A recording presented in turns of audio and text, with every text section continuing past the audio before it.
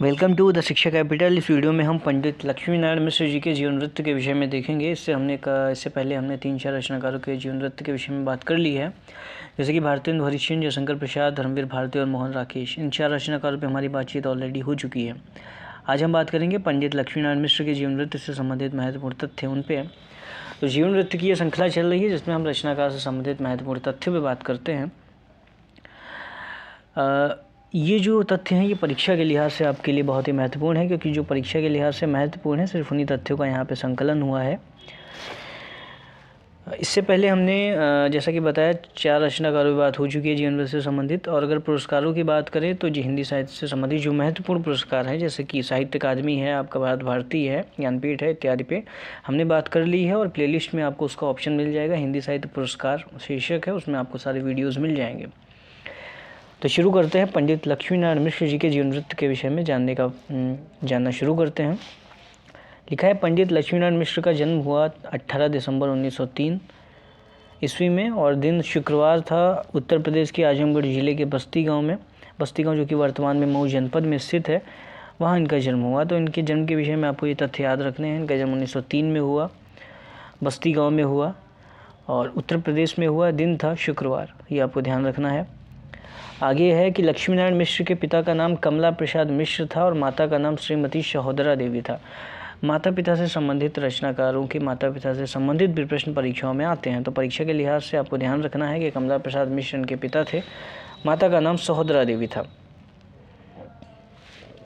आगे है कि मिश्र जी के पूर्वज योगी मिश्र के छोटे पुत्र अनूप मिश्र ने तत्कालीन बस्ती गाँव में एक मिट्टी का किला बनवाया था, जिसे आज भी कोट के नाम से जाना जाता है। मिश्र जी के यानी कि लक्ष्मी नारायण मिश्र जी के पूर्वज थे योगी मिश्र, उनके छोटे पुत्र यानी कि अनूप मिश्र, उन्होंने तत्कालीन उस समय के बस्ती गांव में एक किला बनवाया था, जिसे आज भी कोट के नाम से जाना जाता है। आपको ध्यान रखना है, तथ्य आपको संभवतः आपकी परीक्षा में पूछा जाए, क्योंकि परीक्षा के लिए लिहाज से महत्वपूर्ण है।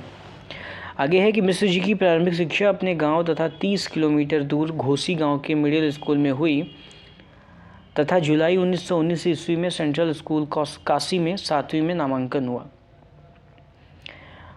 तो ये महत्वपूर्ण बात है कि प्रारंभिक शिक्षा इनकी गांव से हुई और 30 किलोमीटर इनके दूर पर एक घोसी गांव था इनके गांव से, वहाँ मिडिल स्कूल में इनकी शिक्षा हुई और जुलाई 1919 में सेंट्रल स्कूल काशी में 7वीं में इनका नामांकन हुआ।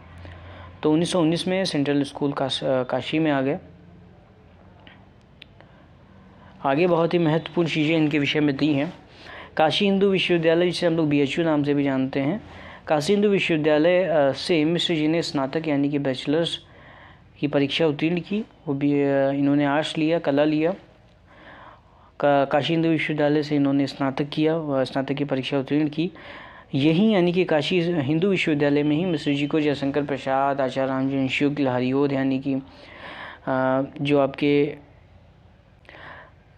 अयोध्या सिंह उपाध्याय हरिओध हैं, प्रेमचंद, पांडे बचन शर्मा, उग्र निराला, रामरक्ष बेनीपुरी, इनका सबका सानिध्य यहाँ पे इनको BHU में प्राप्त हुआ। तो ये काशी हिंदू विश्वविद्यालय से इन्होंने स्नातक किया कला में और यहीं पे इनको इतने सारे विद्वानों का सानिध्य प्राप्त हुआ। परिचित हैं, आचार्य रामचंद्र शुक्ल काशी हिंदू विश्वविद्यालय से बहुत अच्छे से संबद्ध रहे और एक महत्वपूर्ण आलोचक के तौर पर वहाँ पर हमें दिखाई पड़ते हैं। हिंदी साहित्य का इतिहास जो एक आलोचनात्मक ग्रंथ आता है 1929 में इनके द्वारा लिखा गया, जो कि हिंदी शब्द सागर की भूमिका में 1929 में छपा था। हिंदी साहित्य जगत में आचार्य रामचंद्र शुक्ल एक पुरोधा के रूप में परिचित जाने जाते हैं और हिंदी साहित्य आलोचना के क्षेत्र में इनका बड़ा हाथ है। तो यहाँ ये तमाम रचनाकारों से मिले। जयशंकर प्रसाद भी आपको पता है काशी से जुड़े रहे, रामचंद्र शुक्ल तो काशी से बिल्कुल जुड़े रहे। तो यहाँ पे काशी हिंदू विश्वविद्यालय में और काशी में इनका तमाम लोगों से, तमाम बड़े बड़े रचनाकारों से मिलना हुआ। तो ये कुछ महत्वपूर्ण बात। अगर मैं BHU की बात करूं यानी काशी हिंदू विश्वविद्यालय की बात करूं, तो जो काशी हिंदू विश्वविद्यालय का हिंदी विभाग है वो बहुत ही, मैं आपको बताऊं, समृद्ध विभाग है। अगर आप हिंदी साहित्य में UG करना चाहते हैं या PG करना चाहते हैं या शोध करना चाहते हैं यानी हिंदी साहित्य में कुछ करना चाहते हैं, तो काशी हिंदू विश्वविद्यालय आपके लिए बहुत बढ़िया ऑप्शन रहेगा। यहाँ का हिंदी विभाग एक समृद्ध विभाग है और एक बहुत बड़ी परंपरा रही है साहित्यकारों की, आलोचकों की, जो वहाँ के विभाग से निकले हैं। आप देखें तो अगर श्याम सुंदर दास हैं, रामचंद्र शुक्ल हैं, हजारी प्रसाद द्विवेदी हैं, तमाम बड़े बड़े लोग, मैनेजर पांडे जो बीएचयू में पढ़ाए, तमाम बड़े बड़े लोग आप देखेंगे। नामवर सिंह जो कि हजारी प्रसाद द्विवेदी के शिष्य रहे, हजारी प्रसाद द्विवेदी जो कि हिंदी विभाग बीएचयू के यानी कि काशी हिंदू विश्वविद्यालय में एक प्रतिष्ठित पद पे रहे और एक बड़े आलोचक के तौर पे जाने जाते हैं। उन्हीं के शिष्य हैं नामवर सिंह, जो कि जिन्होंने जेएनयू के हिंदी विभाग को खड़ा किया। तो ये बीएचयू के हिंदी विभाग की एक समृद्ध परंपरा रही, जिस पे हमने चर्चा करी कि हिंदी साहित्य में काशी हिंदू विश्वविद्यालय का क्या योगदान रहा। आगे कि मिश्र जी ने सन 1929 ईस्वी में कानून की पढ़ाई करने के लिए इलाहाबाद विश्वविद्यालय में नामांकन लिया, किंतु 1930 ईस्वी में पिता का देहांत हो जाने के कारण अध्ययन को स्थगित करना पड़ा। तो ये मिश्र जी यानी कि जो लक्ष्मीनारायण मिश्र हैं, उनके विषय में महत्वपूर्ण चीज़ें हमने देखी कि इन्होंने 1929 में कानून की पढ़ाई के लिए इलाहाबाद विश्वविद्यालय में दाखिला लिया। 1930 में इनको छोड़ना पड़ा, अध्ययन को स्थगित करना पड़ा, क्योंकि इनके पिताजी का देहावसान हो गया था। आगे है कि मिश्र जी की पत्नी का नाम राम दुलारी था।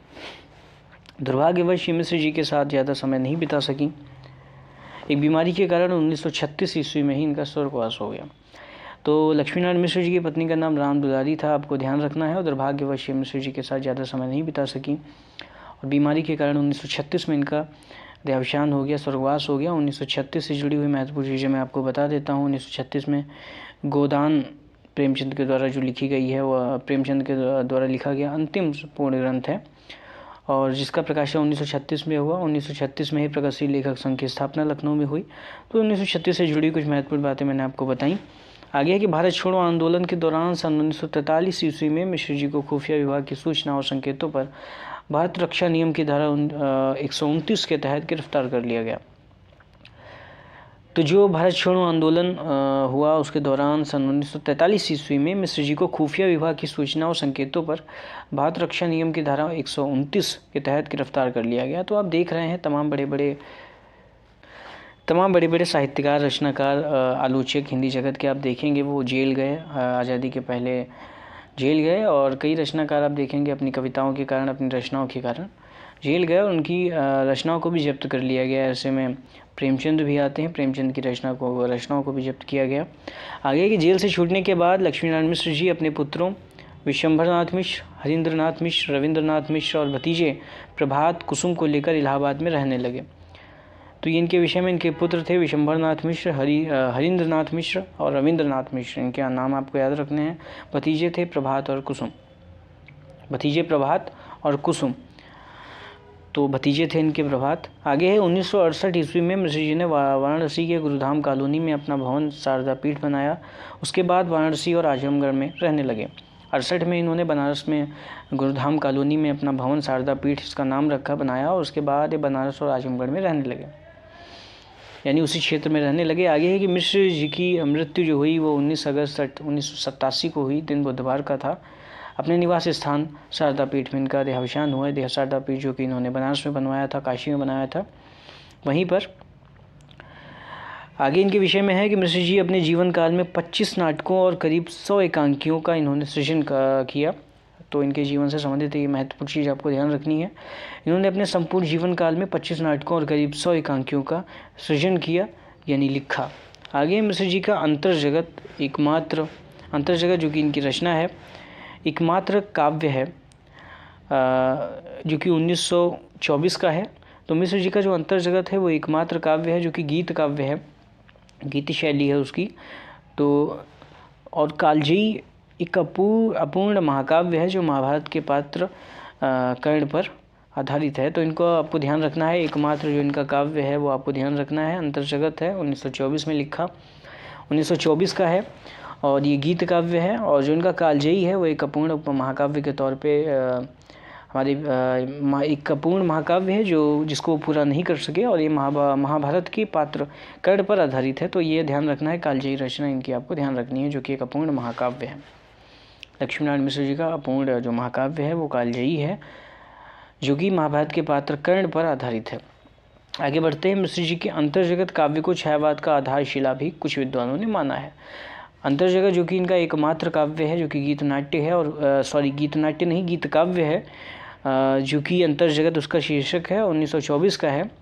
इसको छायावाद का आधारशिला भी कुछ विद्वान, कुछ आलोचक मानते हैं। आधारभूत संरचना की दृष्टि से लक्ष्मीनारायण मिश्र जी के सभी नाटकों में भारतीय संस्कृति के आदर्शों और मान्यताओं का प्रभाव है। ये आपको ध्यान रखना है आगे कि मिश्र जी पर पाश्चात्य नाटककार इंसन शॉ, मैटरलिंक आदि का विशेष प्रभाव था, किंतु फिर भी उनके एकांकियों में आप देखेंगे तो भारत की आत्मा बसती है। तो हमने बात करी लक्ष्मीनारायण मिश्र जी के विषय में, जिसमें हमने उनके जीवन के बारे में देखा, उनके निजी जीवन के बारे में देखा, उनके प्रारंभिक शिक्षा के बारे में बात करी, उनके काशी हिंदू विश्वविद्यालय से जुड़ी हुई जो महत्वपूर्ण चीज़ें थी वहाँ से उन्होंने स्नातक किया और तमाम लोगों से मिले। काशी हिंदू विश्वविद्यालय की समृद्ध परंपरा की हमने बात करी। इसके साथ ही साथ जो उनकी पढ़ाई थी उसकी बात करी, विवाह की बात करी, आंदोलन के कारण कुछ जेल जाना पड़ा इसकी हमने बात करी और गिरफ़्तार कर लिया गया था उनको, और फिर वो शारदा पीठ में रहने लगे, वहाँ उनका देहावसान हो गया, और उनके काव्य के विषय में हमने बात करी। तो इस तरीके से हमने उनके जो महत्वपूर्ण तथ्य थे लक्ष्मीनारायण मिश्र जी के, पंडित लक्ष्मीनारायण मिश्र जी के विषय में, उसकी हमने बात करी। ये वीडियो आपके लिए बहुत ही महत्वपूर्ण साबित होगी क्योंकि इसमें वो सिर्फ उन्हीं तथ्यों का संकलन है जो तथ्य आपके परीक्षा के लिहाज से महत्वपूर्ण है। फिर मिलते हैं किसी नेक्स्ट वीडियो में, तब तक के लिए जय हिंद।